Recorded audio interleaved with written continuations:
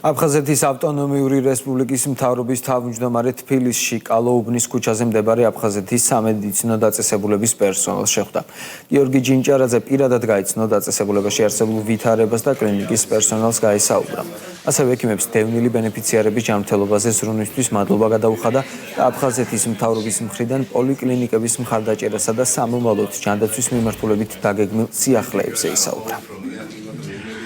Ვხვდით მედიკოსებს, თანამშრომლებს, ადმინისტრაციულ პერსონალს, მე მინდა თითოეულ მათგანს დიდი მადლობა გადაუხადო გაწეული შრომისთვის, იმ ღვაწლისთვის, რომელსაც წლების მანძილზე დევნილი მოსახლეობისთვის აკეთებდნენ. აფხაზეთის მთავრობა მომავალში აქტიურად დაუჭერს მათ მხარს და ეცდება, რომ დევნილთა პოლიკლინიკების ინფრასტრუქტურული საჭიროებები მაქსიმალურად მოვაგვაროთ, რა თქმა უნდა, ჩვენი რესურსის ფარგლებში. აფხაზეთის მთავრობის ახალი თავმჯდომარე გვესტუმრა გაიცნოთ ჩვენს საქმიანობას, გვინდა რომ და იმედი გვაქვს გვერდში დაგვიდგება, მხარდაჭერა გვექნება მისგან და ჩვენი დაწესებულება გააგრძელებს კიდევ უფრო მეტად მხარგამართული წინსვლას.